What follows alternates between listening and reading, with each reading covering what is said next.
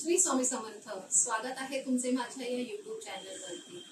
श्रावण महिना चालू झाला आहे आणि श्रावण महिन्यातला पहिला सण म्हणजे नागपंचमी. आज नागपंचमी आहे आणि त्या सणानिमित्त आज मी तुम्हाला हळदीच्या पानातले पातोळे दाखवणार आहे. चला तर मग आपण पातोळे बघूया कसे बनवतात.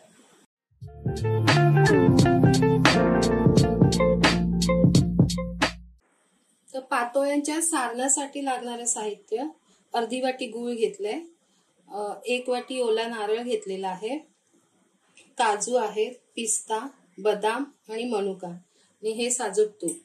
तर मी ते गॅसवरती हा टोप ठेवलाय, त्याच्यात मी हे तूप घालते. तर यामध्ये आपण हा गूळ घालूया.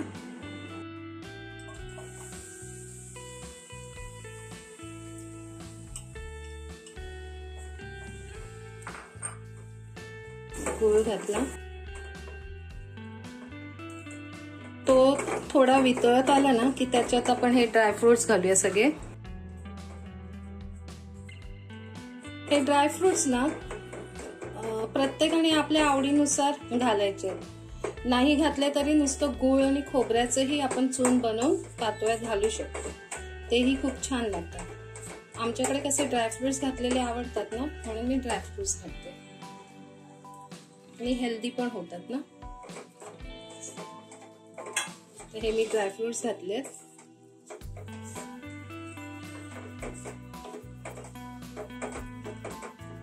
तर ह्यामध्ये मी हा ओला नारळ घेतला 1 वाटी, तो घालते. थोडा थोडा घालायचंय आणि हे सारण ना पातळ होऊ नये द्यायचंय, सुकं करायचं आपल्याला. पातळ झालं ना तर त्याचा रस जो आहे तो त्यातून बाहेर येऊ शकतो, म्हणून हे आपल्याला सुकं करायचं. जसं आपण मोदकाला करतो ना तसंच.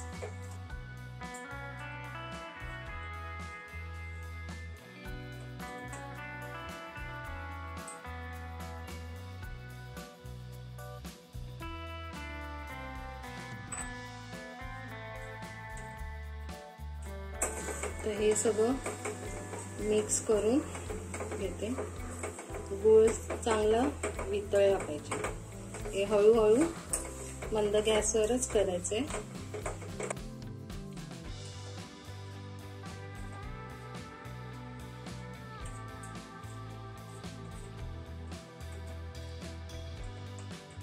आज नागपंचमी आहे ना, म्हणून मी हे पातोळ्या दाखवते.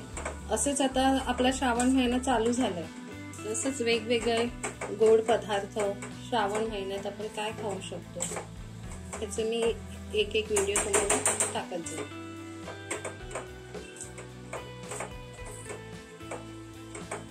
आज सकाळी मी देवळात जाऊन पूजा करून आली नागपंचमीची आणि आता हे पातोळ्या करायला घेते. नैवेद्य दाखवायचं आहे ना. आमच्या गावी घरी होतं हा सण. मातीचा नागोबा आणून त्याची पूजा केली जाते, त्याला असं नैवेद्य दाखवला जातो आणि मग संध्याकाळी तो शेतात वगैरे असं ठेवून यायचं असतं, त्याचं विसर्जन करायचं असतं.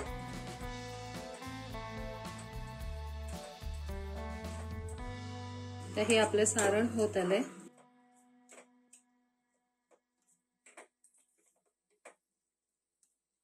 तर आता स्टफिंग साठी लागणारं साहित्य मोदकाला जसं आपण वापर करतो ना तसंच आहे. हे 1 वाटी तांदळाचं पीठ घेतलेलं आहे, 1 वाटी पाणी घेतलेलं आहे. तर इथे मी गॅसवर टोप ठेवलाय, त्याच्यात मी हे पाणी घालते 1 वाटी.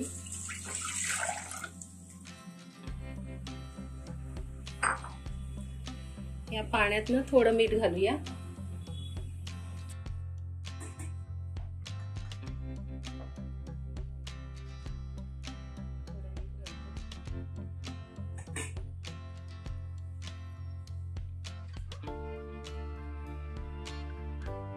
आणि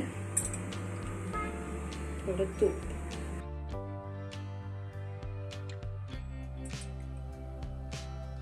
आता ह्याला चांगली उकळ येऊ दे.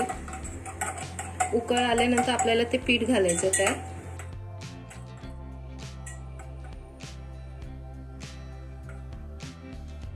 त्याला उकळ आली आहे ह्या पाण्याला. ह्यामध्ये मी हे पीठ घालते. थोडं थोडं करून घालायचंय.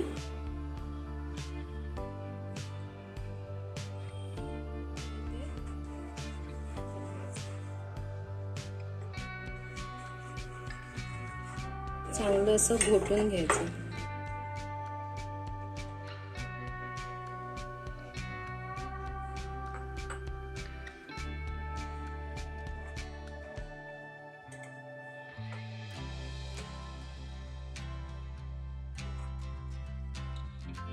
असं पीठ ना केनवून घ्यायचं आपल्याला.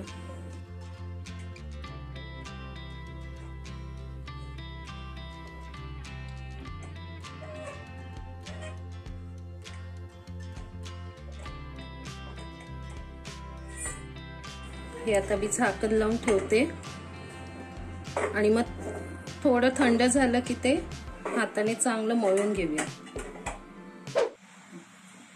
तर हे बघा, हे आपलं सारण पातोळ्यांसाठी घेतलेलं.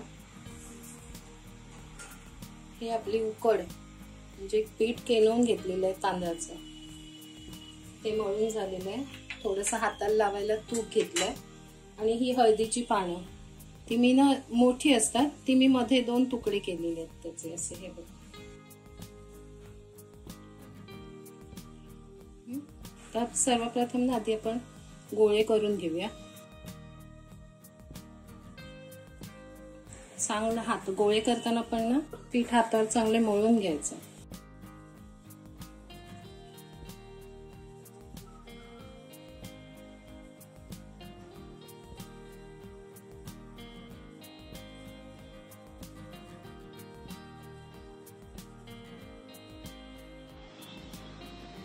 मी आता या पानांना पाणी लावते.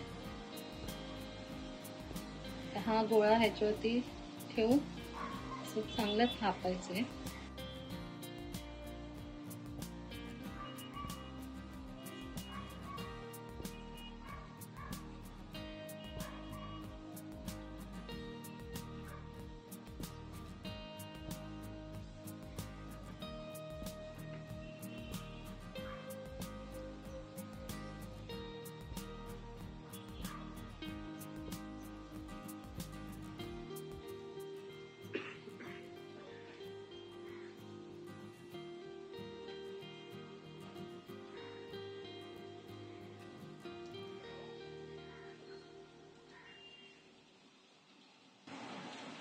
थापून झाले.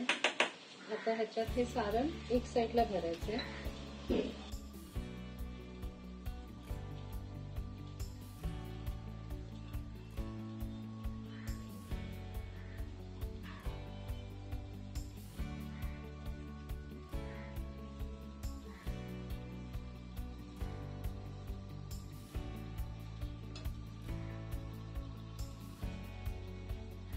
सारण आपल्याला ठेवलं एक साईडला की हे पान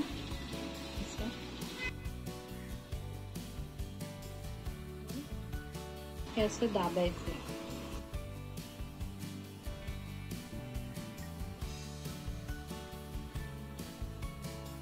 असं चिटकवून घ्यायचं.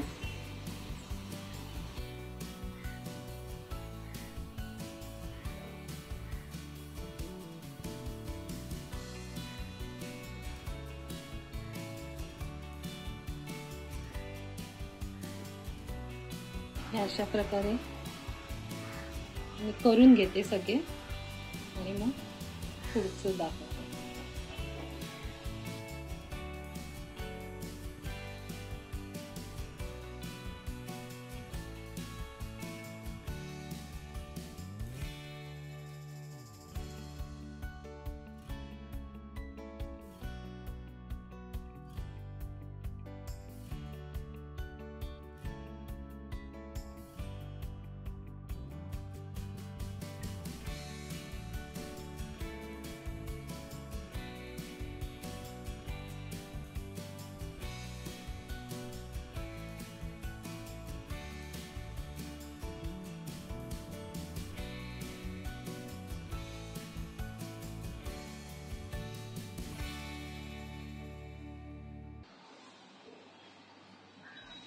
ही अशी हाताने थापून घ्यायची आहे.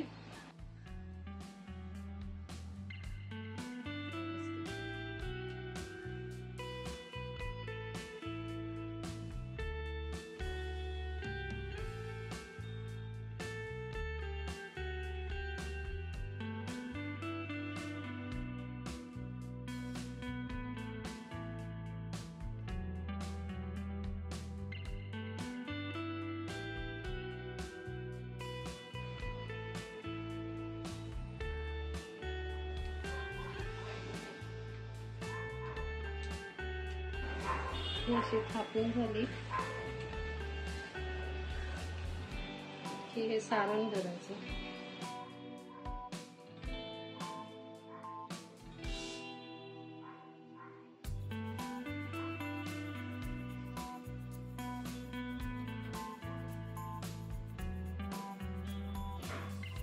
श्रावण महिना चालू झाला की आपले सणही चालू होतात. तर हा नागपंचमी हा आपला पहिला सण आहे श्रावण महिन्यातला. अशा ह्या श्रावण महिन्यात खूप गोडधोड आपल्या घरी बनलं जातं, मजाही येते.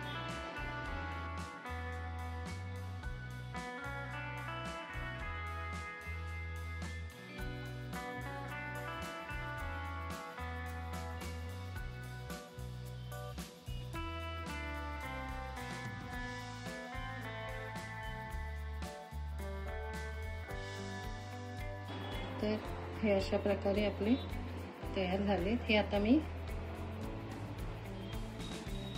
शिजायला ठेवते. हे बघा, मी ते टोप ठेवलेलं आहे, पाणी गरम करत ठेवलं होतं, त्याच्यावरती सारण ठेवली. गॅस मी मोठा करते. पाण्याला आता पाणी गरम झालंय, तर हे एक एक या चाळणीत ठेवते.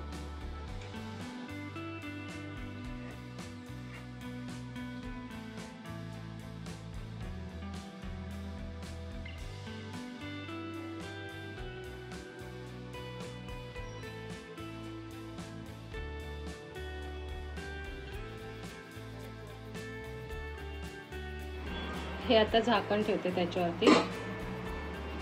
हे चांगलं 5-10 मिनिटं उकळू दे.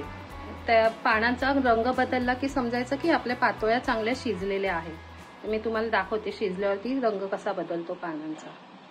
झालेत का?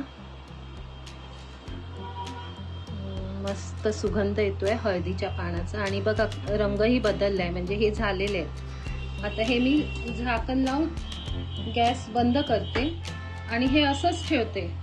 हे थंड झाल्यावरच आपण काढायचंय. आधी काढायला गेलं ना तर ती पानं चिकटणार. थंड झाल्यावरती ते पानातून सुटेल व्यवस्थित. थंड होऊ दे, दाखवते मी. आता हे थोडी थंड झालेत, मी आता ह्याच्यातून काढते. मस्त दिसले, छान झाले. आणि हळदीच्या पानांचा सुगंधही इतका छान येतोय ना. याच प्रकारे तुम्ही ना हळदीच्या पानातले मोदक, नेवऱ्या म्हणजे शेंगा, काही जण शेंगा बोलतात, शेंगा अशा करायच्या. मस्त वास येतो त्याचा हळदीच्या पानाचा.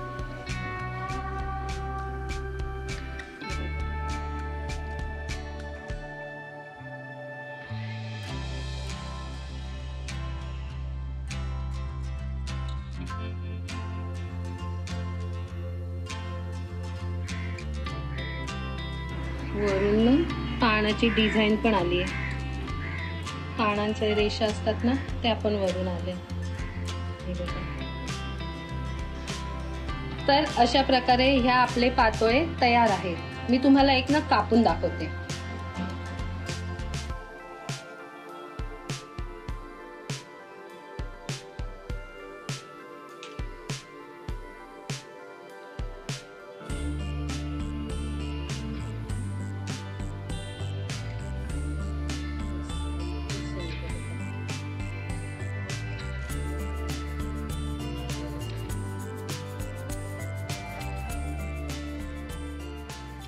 तर अशा प्रकारे आपले हळदीच्या पानातले पातोळे तयार आहेत. तर आता ते त्याच्यावरती आपण वरून तूप सोडूया.